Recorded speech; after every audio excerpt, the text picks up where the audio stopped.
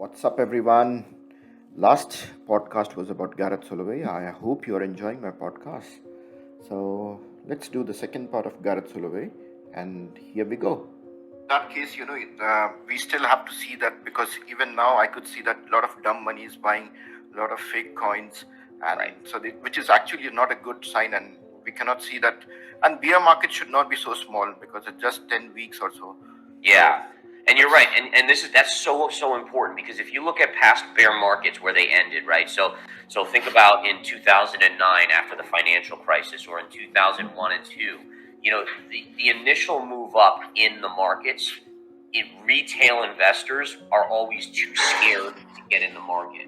So it's a very concerning signal when you have this move up in crypto. I think about 35%. But if we zoom out on the chart, like look at the bigger picture, right? Yeah, I mean, it's a great bounce, but it's kind of the equivalent of from here to here, right? I mean, that's essentially the same distance, but here you have bullishness really kind of reminiscent of when crypto was all the way up here. And again, for the retail crowd to be that bullish this quickly tells me it's probably not the end, because even in 2018, when we bottomed out in Bitcoin, the initial up move of 30, 35, 40% off of the lows, people were still telling me, oh, crypto's dead, it's not coming back. I mean, that was the majority. You didn't see people rejoicing yet. It wasn't until we got over 10,000 that believers came back in. And that was actually a triple off the lows. That was a 3x pretty much off the lows. But I have a question here, Gareth, because in April next year, we will be having Bitcoin halving. So in that case, and before 1 year, the halving, the Bitcoin starts pumping gradually again. So do you think this year in April, we can see that kind of movement, looking at the market scenario, economy and all? Yeah, so I do still think that the lows will be put in this year. It just may be later in the year. Originally, I was thinking May to June, based on a comparison to the Lehman Brothers collapse back in 08 into 09. But needless to say, this rally, it's just a matter of how fast it unwinds. And I think that's going to be something we all have to watch, is that this rally is coinciding with the stock market rally. If the stock market starts to roll over heavily, does that bring crypto in very, very quickly? And then we also have the wild card with crypto, which is the regulation here in the United States. What kind of regulation is it going to be? Ultimately, I think regulation is a positive, but initially it may shock the markets. It might scare the markets. It may scare investors into dumping out first. Okay, Nipun?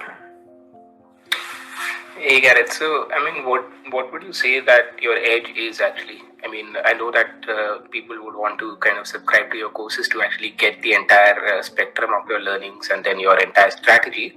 But if you have to summarize it for the audience here, what do you think your edge is? Yeah, so and that's such an amazing question, because I think what we have to remember is that, to be a trader, number one, as a trader, only about 5% of people that try to day trade will survive and actually make it. And so the question is, well, what is within that 5% of the population that makes them be able to trade? And the answer is this, is that you need personal discipline, right? So I'm in the courses that I teach, I go over a big portion of how do you build that personal discipline? What do you employ for yourself?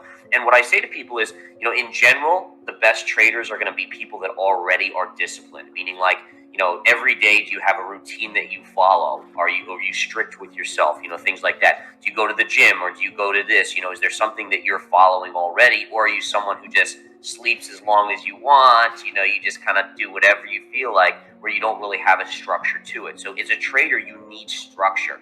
You need discipline. The next thing is understanding the psychology of the market. So charts are a representation of human psychology, right? Buyers and sellers.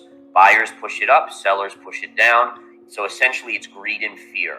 So when you're reading a chart, you're reading the human psychology, the human emotion of the markets. And what you have to do is you have to be able to discipline yourself to pull yourself out of that, right? To pull yourself away from being part of the crowd, right? You don't want to be a follower. You want to be someone who leads.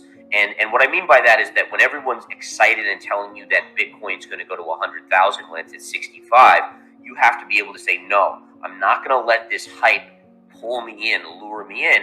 I want to look at facts. I want to look at charts. I want to look at reality and logic.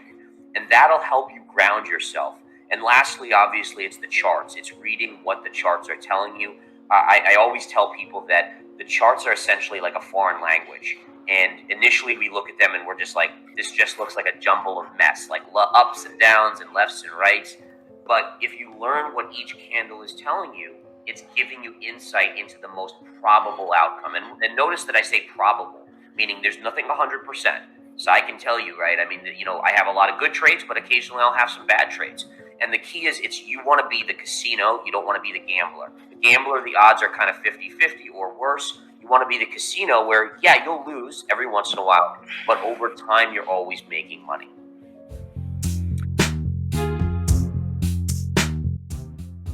Hi, my name is Sai Poorna. I'm an angel investor, entrepreneur, and an early adopter of cryptocurrencies, co-founder of Bitcoin Cafe, which is now rebranded as Meta V Cafe. Please join my podcast where I'll discuss about Bitcoin and investment into various cryptocurrencies. My success mantra is learn, unlearn and relearn. कुछ बातों का मतलब, कुछ मतलब की बातें, क्या मतलब?